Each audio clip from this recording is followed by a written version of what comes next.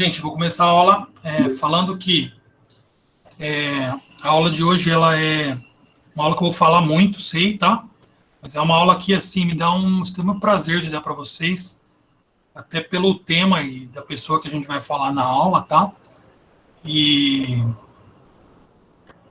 assim, a gente está num ponto do curso que, depois que a gente tiver a atividade avaliativa, eu vou precisar que vocês me deem mais feedback, tá? E é uma aula que ela serve para provocar esse feedback em vocês também, tá? A gente vai começar falando aula de tecnologia, depois a gente vai falar um pouco de história da ciência e fechar explicando o que eu acho que vocês têm que fazer aí para a próxima aula, tá? Como é que vocês conseguem ficar afiados, né? A gente fala um pouco disso no começo, um pouquinho disso no final, tá? Vamos lá, então. Eu vou começar a apresentação.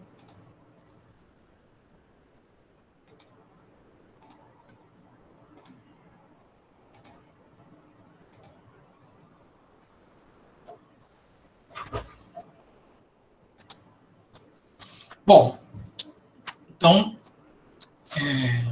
mais uma vez, sejam todos bem-vindos ao meu curso. É um grande prazer estar ensinando para vocês o que eu estou ensinando, tá? É uma coisa que a gente tem diferenciado na nossa escola, né? E para esse curso dar certo, eu preciso que a nossa comunicação aumente um pouco. Ainda não chegamos num ponto ideal. E incluindo a comunicação entre vocês, tá? Na hora de fazer as tarefas, de pesquisar, tá? É um curso que a gente dá, que é de computação na essência, na base. A computação ela serve para inspiração, tá? Mas que é um curso que, assim, é mais voltado para tecnologia de informação, sublinhando a parte de informação, a parte de comunicação, para vocês continuarem evoluindo com as outras matérias. Então, vamos lá. Na próxima aula, a gente vai ter uma atividade que a gente vai fazer para entregar. Vai ser parecida com a outra que a gente já fez. A gente faz a própria live, os exercícios, tá? Passo. Quem não gosta ou first depois vai ter o tempo. Só que, dessa vez eu vou dar mais tempo, inclusive uma semana. Mas como ele vai ser feito em aula, e eu já estou avisando vocês, eu vou dar umas questões um pouco mais difíceis. Por quê? Porque da outra vez, vamos dizer que eu forcei um pouco para as alternativas erradas serem bem claras que estão erradas, tá? Então, dessa vez não vou fazer tanto isso. Só que como eu vou cobrar todo o conteúdo desde o começo do ano para essa prova, aí já vai ter gente que vai desesperar, mas tudo, professor, vou ter que estudar tudo. Então, eu vou fazer o seguinte, os conteúdos que estão mais longe, esses eu vou manter esse padrão de alternativas erradas, bem erradas, tá? E agora os conteúdos desse trimestre já vão ser perguntas mais difíceis e ardilosas. Então é melhor estar um pouco mais afiado com agora. Outra coisa já aproveita para participar bastante da aula, me interromper a hora que vocês quiserem durante a aula, tá? Para tirar dúvidas, porque assim vocês ficam afiados, né? Participem o mais possível para a aula que vem. As outras matérias, tudo, vocês já estão relativamente preparados, né? Tá? Alguém tem alguma dúvida sobre a atividade? A única que é para entregar, que vai valer nota, vai ser dada daqui a 14 dias na aula. Vou passar outras tarefas para vocês irem se preparando para essa atividade. Tudo bem? Ficou claro isso? Posso passar para essa parte de tecnologia? Então, maravilha. Então, o que é tecnologia, né? Tecnologia, a gente já falou isso algumas vezes, mas eu vou refrescar a memória de vocês, tá?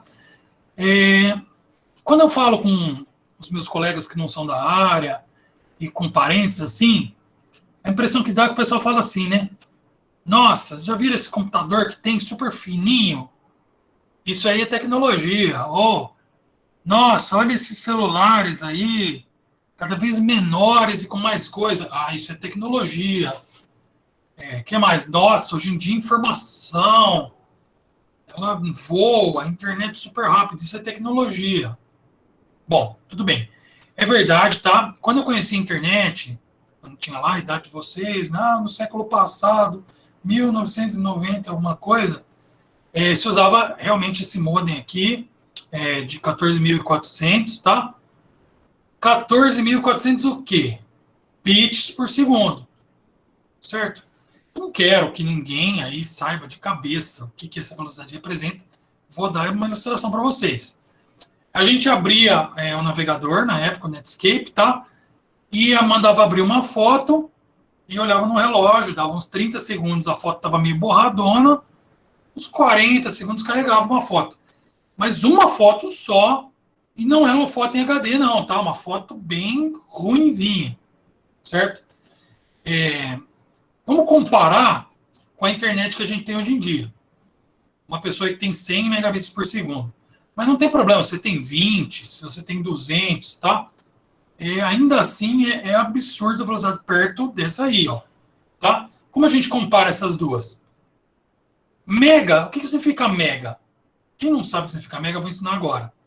Quilo significa 1000, ou seja, 1 quilograma, 1000 vezes 1 grama, 1000 gramas. Tá? 100 megabits são 100 vezes 6 zerinhos aqui, 1 milhão, né? 100 vezes 1 milhão, é isso aqui, ó.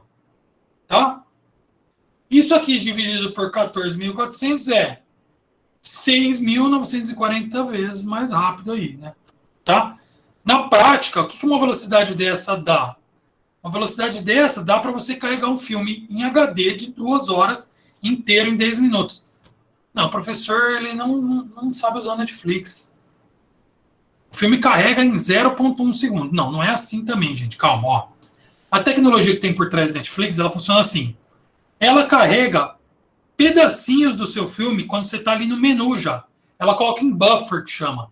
Ele deixa esses pedacinhos prontos para você conseguir pular o filme sem ter aquele atraso na hora de pular, tá? Esse atraso acontece mais no YouTube mesmo, né? E, ao mesmo tempo, o algoritmo lá carrega bastante do começo, tá? E é lógico que mesmo assim a velocidade é impressionante, mesmo com esse algoritmo. Por quê? Porque carrega lá altos gigas em 10 minutos, né?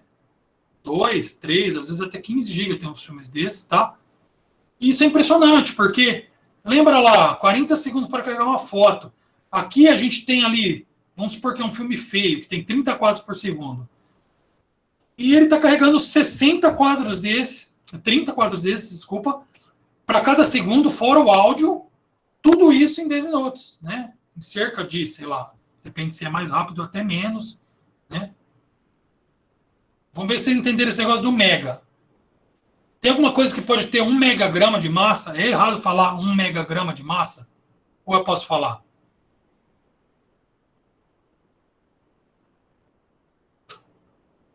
Alguém acha que está errado? Alguém acha que é bobagem? Miligrama é ao contrário, né? Miligrama é quando tem menos que 1. Quando você divide por 1000. Não é errado falar megagrama, tá? Não é errado falar, né, teragrama. Não tem nada demais. É uma unidade, tá? Por exemplo, a Terra tem muitos megagramas. Pensa na massa da Terra. Não tem nada demais em termos astronômicos, né? Claro que uma pessoa não vai ter. Pode falar zetagrama, pentagrama, tá? Assim como você pode falar micrograma, que é menor que 1 miligrama, tá? Existe a escala para mais que 1 e para menos também, tá? Não tem nada de errado, tá? Isso aí é só um prefixo. Voltando do que é tecnologia, então, a resposta para o que é tecnologia é o seguinte: tecnologia são aparelhos eletrônicos, celulares e tal, computadores rápidos, modems e tal. Tá correto falar que tecnologia é isso? É uma definição completa? Alguém acha que sim? Coloquei aqui uma poesia da Cássia Eller, que eu gosto muito, tá? Recomendo vocês ouvirem. Que ela pergunta, né? Ela afirma assim que a gente quer saber quando vai ter raio laser mais barato, né? É numa alusão, assim, ela já morreu faz muitos anos, tá? De que a gente é viciado, né? Em tecnologia, em coisas modernas, né? Por isso que a gente tem essa pegada de achar que tecnologia É só isso. Mas vamos lá. Se você conhece um biólogo, pergunta para ele o que é tecnologia, o que ele vai falar para você? Nossa, ó, eu estou trabalhando num laboratório super tecnológico. A gente está com um microscópio lá fantástico, dá para ver a célula, dá para deixar o microscópio filmando e a gente vê o comportamento da célula. Opa, mas o que tem a ver isso aí com o celular, né? Até tem a ver com o computador, porque tem um computador dentro do microscópio. Mas já é outra área, né? É um negócio bem interdisciplinar, tá? Mesma coisa o arqueólogo. Alguém sabe o que é o teto do carbono 14? Se você sabe o que é, você vai saber a importância dele para um arqueólogo, né? O carbono 14 você consegue estimar a idade de um tecido, a idade de uma arcada óssea lá que você encontra, através da quantidade de carbono 14 que tem naquela amostra. Isso envolve o quê?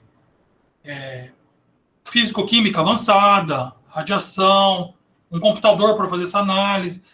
Note que eu peguei dois exemplos, claro, porque eu estudei no Instituto de Física, gosto de física, que mostram que não é só computador, não é só biologia, são coisas interdisciplinares, tá? São microscópios que hoje em dia tem o eletrônico, que envolve aí uma física super avançada, de jogar um feixe de elétrons e ver o campo. E a mesma coisa, os testes de carbono 14 cada vez ficando melhores, né? São áreas que envolvem física, envolvem química, envolvem computação e envolvem as próprias áreas, tá?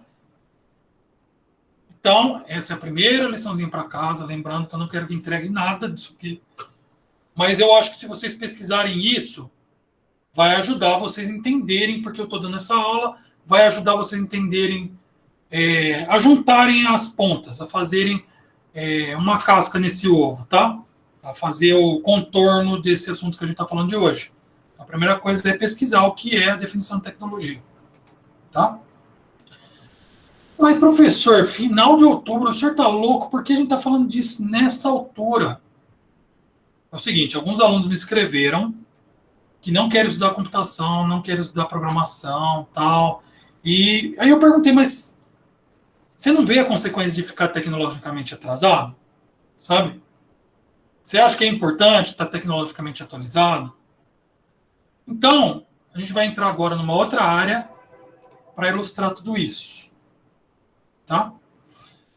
Lembrando que eu não vou querer cobrar de vocês, mesmo que a gente vá um pouco mais longe daqui para frente, né, daqui a um tempo, curso avançado de programação não é o ponto, tá?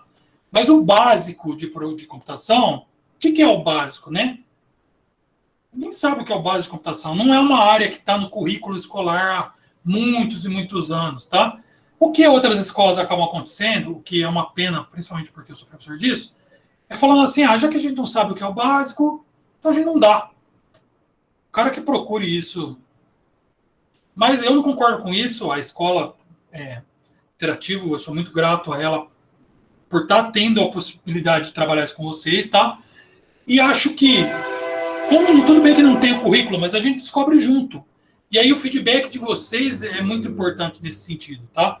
Porque eu, sem querer, posso, de repente, passar o básico. Mas eu sei muito bem que o básico também vai envolver a gente abordar coisas mais difíceis, assim. E aí, eu sei que existe uma poesia do Caetano Veloso que fala assim que a mente apavora com aquilo que já não é mesmo velho. E aí eu vou querer que vocês vençam o medo, vençam a preguiça, tá? Porque dá muita preguiça quando a gente se perde também. E aí a gente consiga abordar algumas coisinhas aí no nosso curso ainda, tá? E é lógico que, na minha cabeça, isso tem muita recompensa, tá? Então agora a gente vai partir para a história da ciência. A história da ciência, de todas as áreas da ciência, eu acho que é uma das que tem mais referência incorreta. Tem muita referência incorreta, tá? Alguém já pegou algum livro? Eu já peguei livros bem sérios, assim, apostilas consideradas boas, demais, assim, que tem a parte de história da ciência toda errada, contando, por exemplo, essa história da pipa idealizada do Franklin. Alguém já viu essa história? Conhece essa história? Já viu em livro?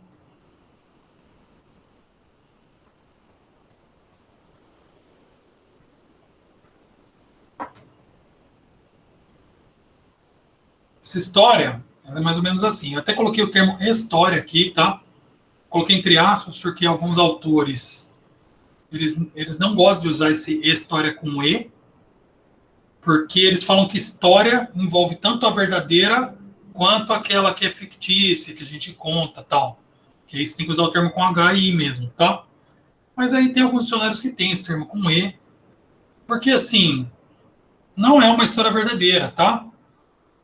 A história era mais ou menos assim, vou contar essa história rapidinho. Franklin, ele pegou um material condutor, pôs uma pipa no material condutor com uma chave e tomou o raio. Bom, gente, é aí que entra o lance da gente ser crítico, né? Será que o cara, assim, primeiro, ele viveu numa época que não tinha fio de cobre, não era tão fácil assim achar um material condutor, não sabia nem direito o que era isso, né?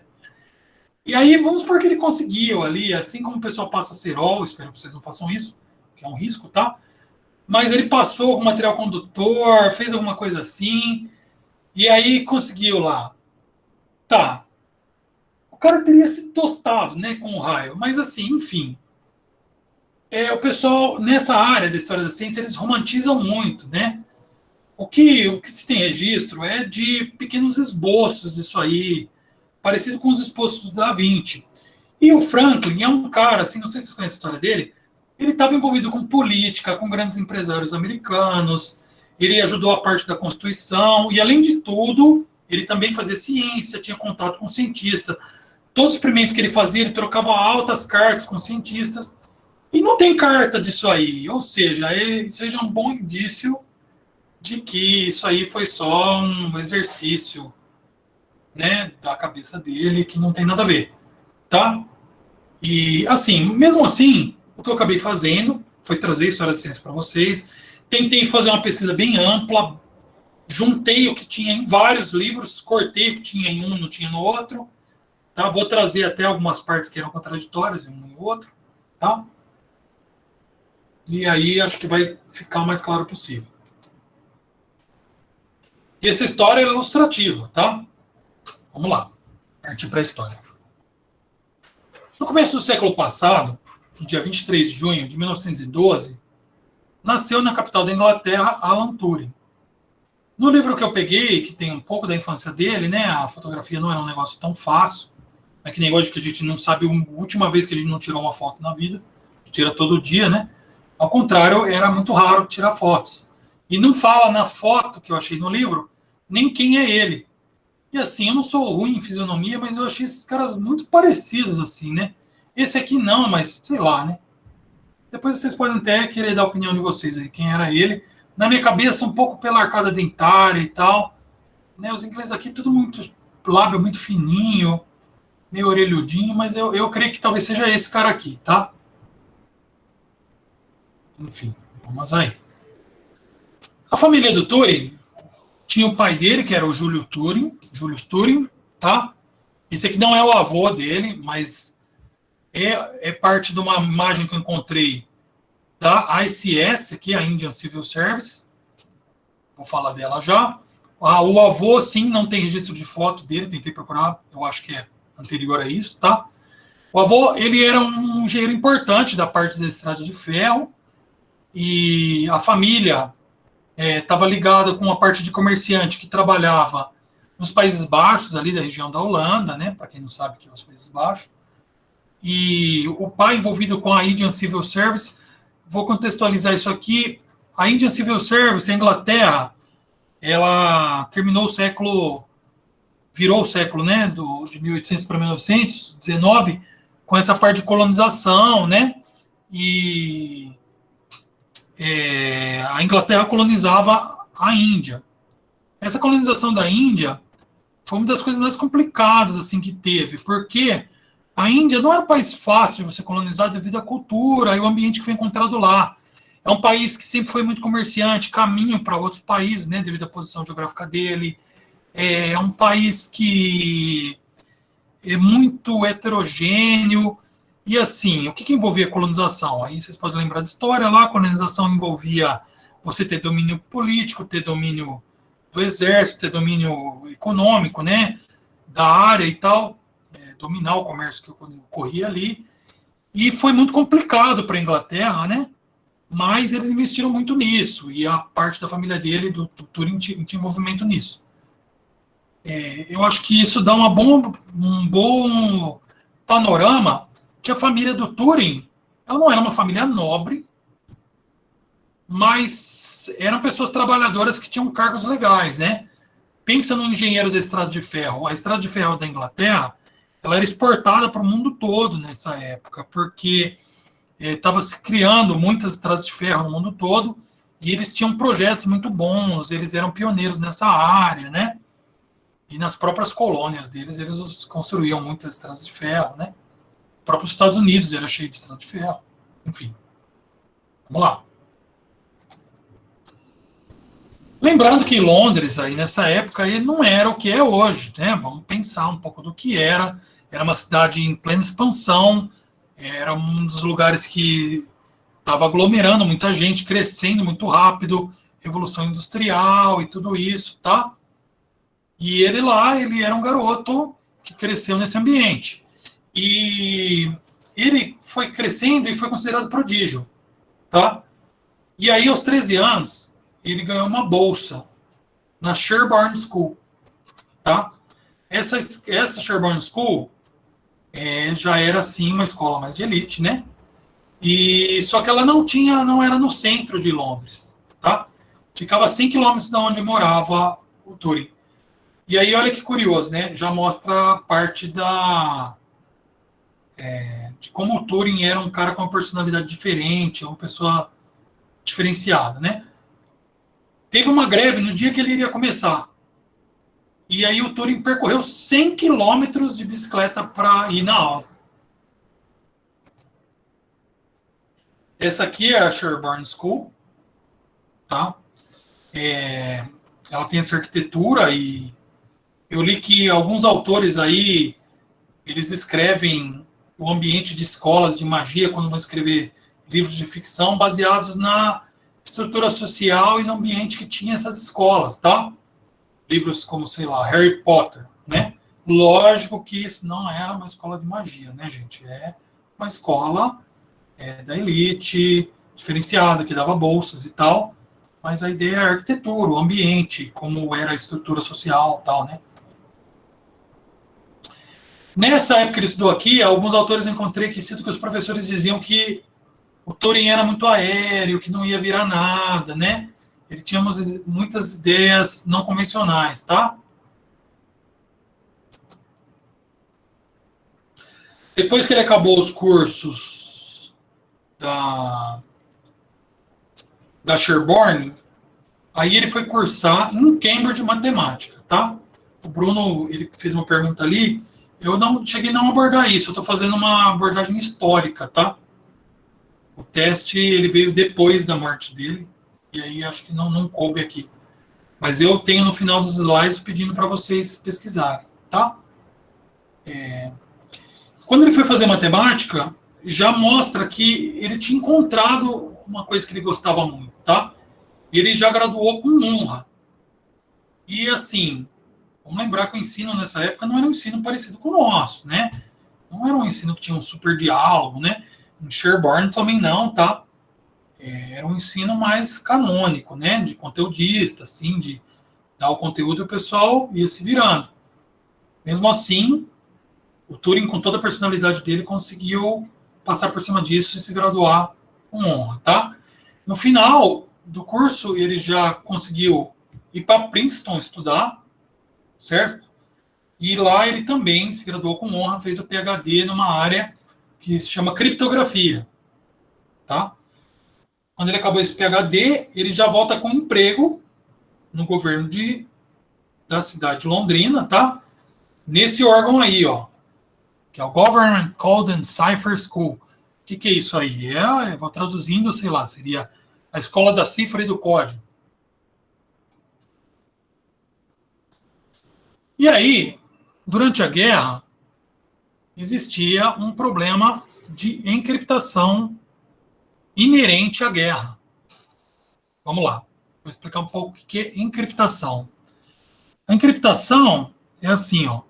É quando você embaralha os dados e só quem vai receber o dado é que consegue desembaralhar aquele dado.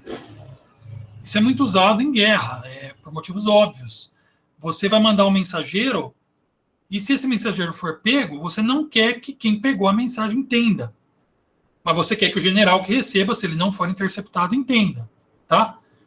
Essa que é a criptografia ou a cifra, né? E tirar a cifra, né? E desencriptar uma mensagem é o processo contrário, né? Envolvia você ter essa máquina. Essa máquina na guerra já chamava Enigma. Era uma máquina super avançada, tá? E assim, os poloneses conseguiram interceptar a máquina, eles foram os primeiros a ser invadidos, tá? E mandar para a Inglaterra, que foi um dos últimos a sofrer ataque, exatamente porque é uma ilha fora do continente, né? Tá? Que estava contra a Alemanha. E eles tinham a máquina, alguns franceses, ó, se não me engano, mandaram as mensagens encriptadas. E mesmo com a máquina e as mensagens, e mesmo tendo algumas mensagens, a gente vai falar sobre ele, tá? Sobre o filme. Mesmo tendo algumas mensagens, ele levava muito tempo para desencriptar uma mensagem. Então vamos lá, pegar um exemplo. Imagina que, sei lá, dia 1º eles interceptaram a mensagem. Aí levava lá 14 dias para desencriptar uma mensagem. Aí a mensagem estava lá falando assim, ó, dia 2 a gente vai atacar tal lugar. Pô, não serviu para nada, né, gente? Para que você desencriptou essa mensagem? Perdeu 2 semanas lá, um monte de matemático, um monte de gente trabalhando, se a mensagem era para o dia seguinte. Então, estava sendo infrutífero esse órgão, né? Eles estavam sofrendo e a Alemanha estava se comunicando sem problemas e a Alemanha estava ganhando a guerra nesse momento aí, tá? Talvez fique um pouco mais claro, vocês vendo uma mensagem aqui, né? Tive um aluno que falou assim, mas que língua é essa, né? Não é uma língua, tá, gente? Aí está escrito em alemão mesmo. Tinha muita gente que falava alemão no meio da equipe do Turing, no exército inglês. Só que não adianta nada você falar alemão, você não consegue entender. Essa é uma mensagem encriptada, ela passava pela máquina, tá? Isso que é encriptar uma mensagem. E assim, é muito difícil ter acesso ao material do que aconteceu.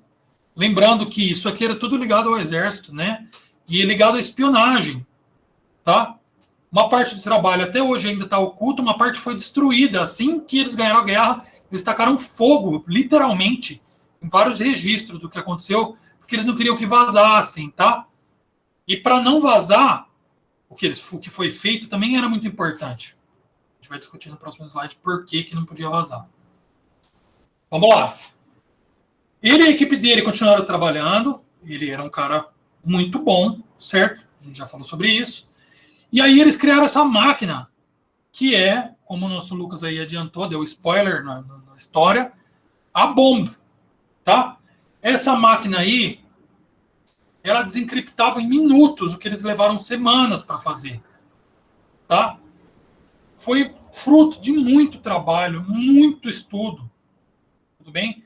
E aí, logicamente, que deu uma vantagem absurda para quem conseguia decifrar a mensagem, tá? Só que lembrando, isso aqui não virou notícia de jornal. Iria estragar toda a vantagem.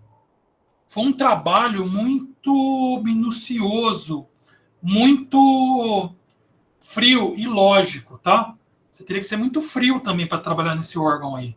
Não podia ser passional e sair falando que você descobriu, porque parte da vantagem envolvia a Alemanha continuar mandando as mensagens achando que estava cifrada, tá? Então o órgão deles foi muito feliz nisso, né? De conseguir não deixar isso aí vazar, de conseguir usar a máquina em favor deles, tá? De usar essa vantagem aí, né?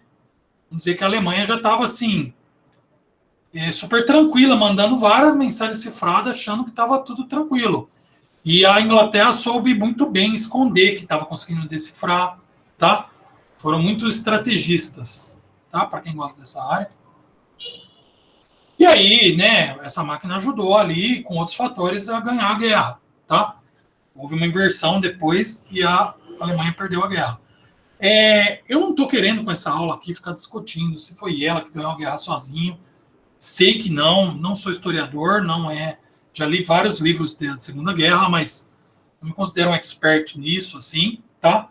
Teve outros fatores, como a forma de trabalhar do exército russo, que ia queimando as plantações, tá? A invasão da Rússia foi uma coisa muito péssima que o exército alemão fez, né? Por conta dessa própria estratégia. O dinheiro que vinha do Zewa, os Estados Unidos mandou muito alimento, né? Eles tinham plantações enormes e também soube cobrar isso depois, tá? Não estamos aqui querendo discutir ética também de guerra e tal. Não é parte do nosso escopo, mas parte do nosso escopo é o seguinte: o Turing fez um trabalho excelente, excepcional. O cara mandou muito bem. É simples assim. Tipo, o cara é demais, tá? É um cara que eu admiro muito e por isso estou trazendo para vocês, tá? Vamos falar de algumas curiosidades dele para vocês contextualizarem a personalidade dele, tá? O Turing, ele pedalava muito, já falou disso. Quando ele estava pedalando, a corrente da bicicleta dele caía muito. E ele não mandou para o mecânico arrumar, nem fazer uma corrente diferenciada, nada disso.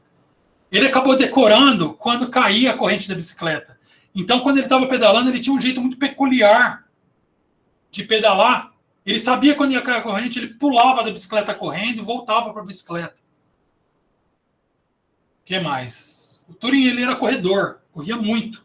Chegou a correr uma maratona de vários quilômetros, e chegou 11 minutos atrás do primeiro lugar. Eu não lembro se eu entendi errado, que isso aí dava 15º lugar de 100 pessoas. Sei lá, era uma posição muito boa, assim.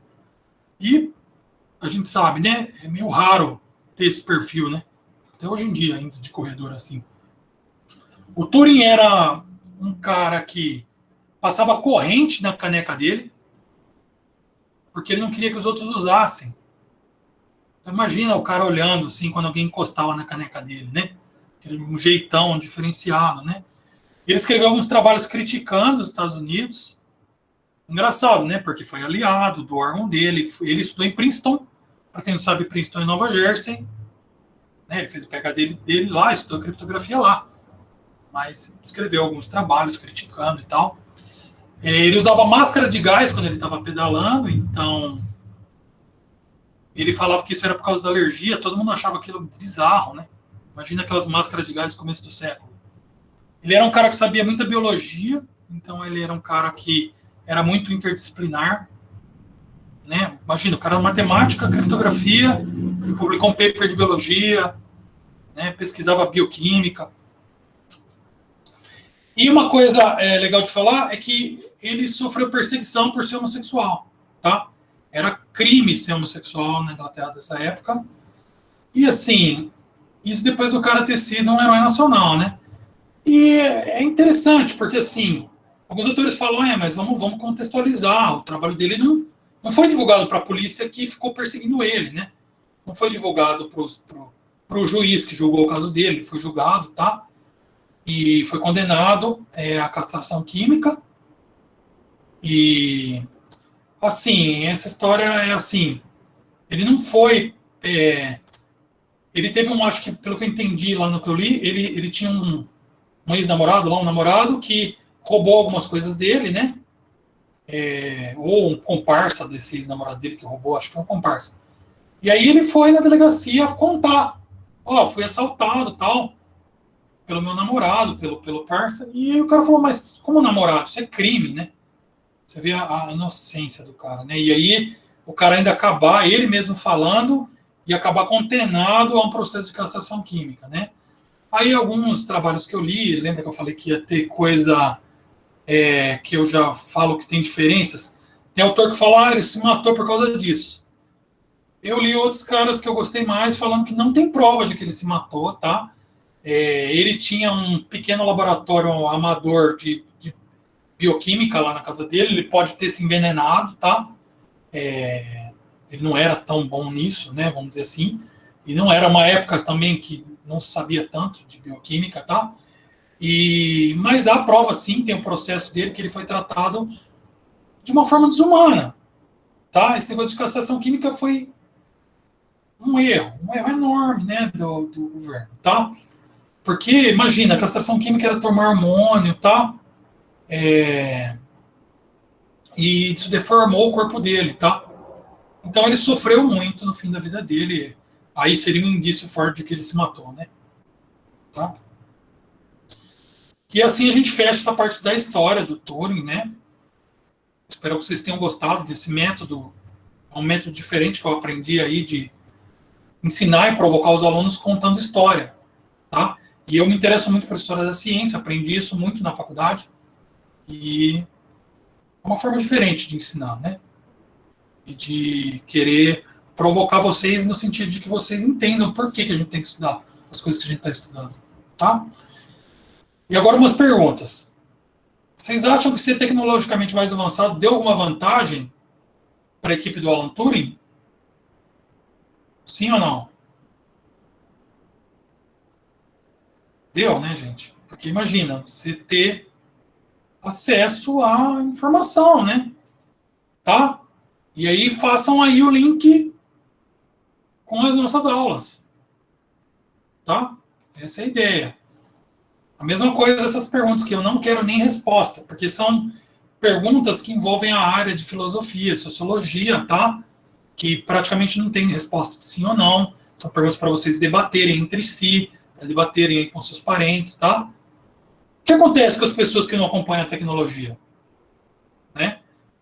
Será que além da exclusão econômica, além da exclusão política, além da exclusão social, a gente tem a exclusão digital?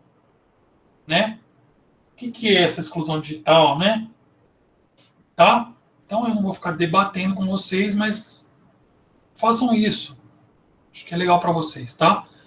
É o simulado. Eu não vou fazer com vocês dessa vez, tá? Quero que vocês façam e discutam entre vocês as alternativas, tá? Quero que vocês fiquem mais autônomos, quero que vocês me mandem as dúvidas. Me procurem pelo Classroom, por e-mail. Ó, professor, tá a alternativa lá, por que não é ela? Ou, eu sei que não é ela, mas por que não é? O que significa esse termo? Tá? Comecem a se tornar mais autônomos, tá? Então, eu vou postar, claro, no Classroom depois de novo, mas quem já quiser ir salvar no favoritos, aí o link fica o link, tá?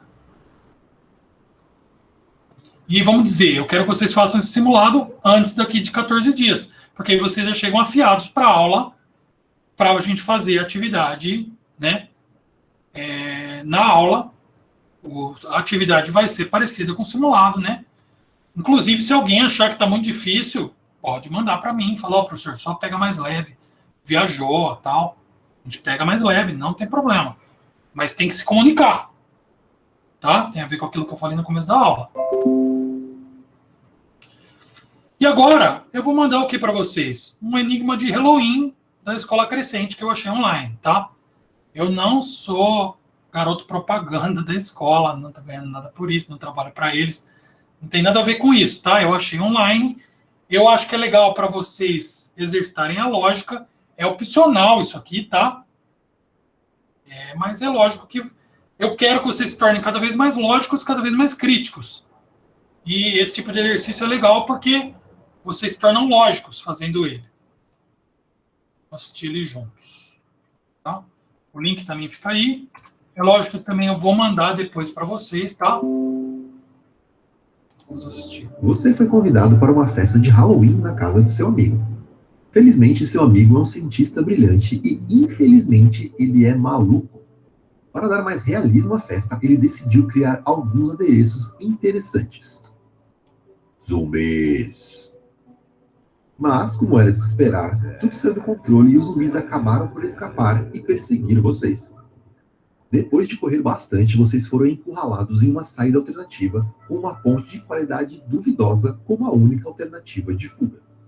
Você consegue atravessar a ponte em 1 minuto, mas tem mais 3 pessoas com você. Seu amigo cientista está junto, mas demora 2 minutos para atravessá-la. Outro amigo de vocês machucou a perna e demora 5 minutos para atravessar a ponte. Por fim, vovó também está junto, mas demora 10 minutos para chegar ao outro lado. Felizmente, como os zumbis são muito lerdos, eles ainda vão demorar 17 minutos para chegar até a ponte. Mas não é tão simples assim. Como a ponte está velha demais, apenas 2 pessoas por vez podem atravessar a ponte sem que ela desmorone.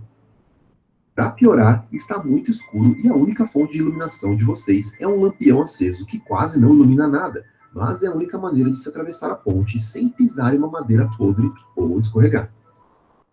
E aí, como você conseguirá atravessar todos ao outro lado antes dos zumbis chegarem à ponte? Inscreva-se em nosso canal para ser avisado quando lançarmos o próximo vídeo com a resposta desse enigma. Comenta aí embaixo como vocês acham que é possível resolver esse problema e...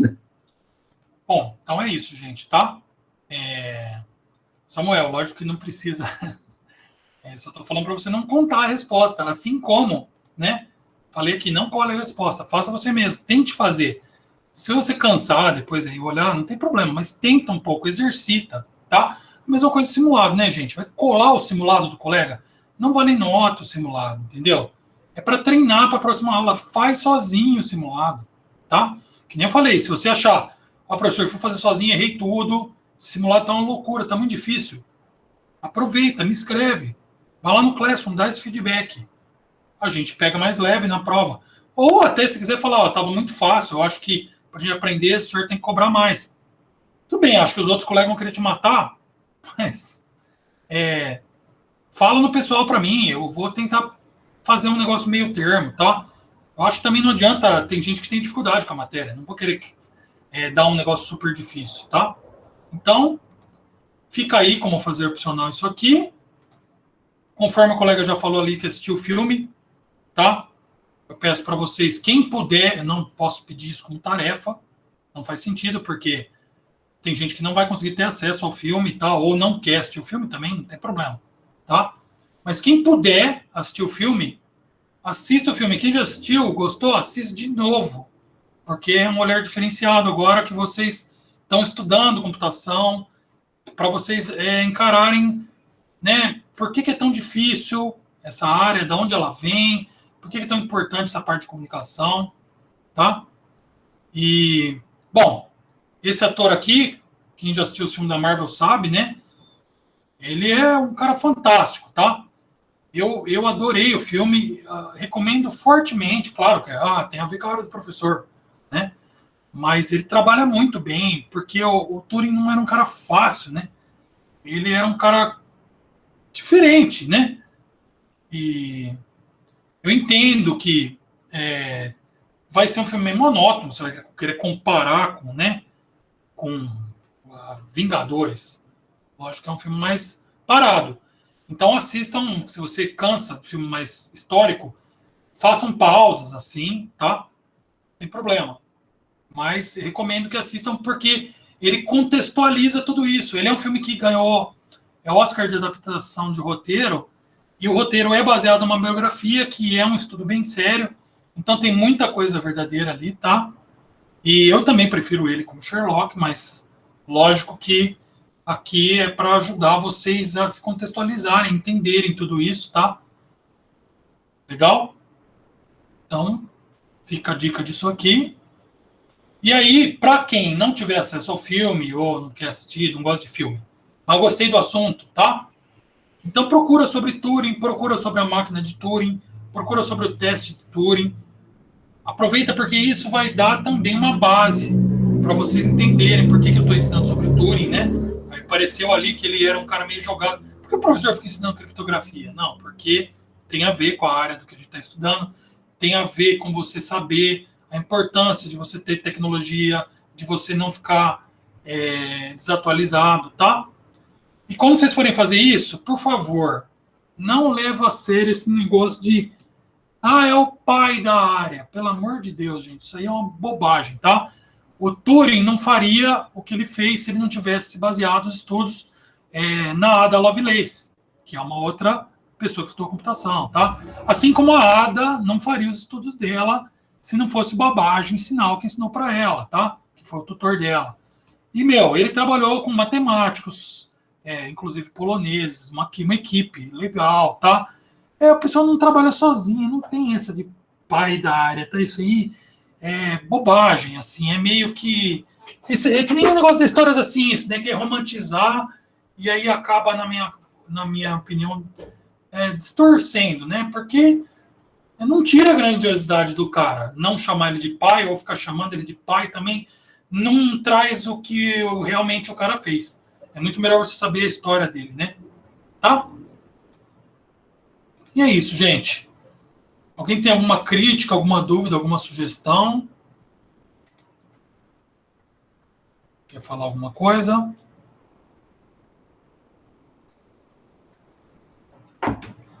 Não? A pessoa está meio quietão hoje. Tá, esse é um método diferente de estilo de aula, tá? Espero que vocês tenham gostado. Exato. Assim, eu sei que tem aluno que talvez não goste, né? Mas eu acho que isso acaba motivando a maior parte dos alunos, é por isso que eu estou trazendo esse método diferente, tá? E é isso, gente.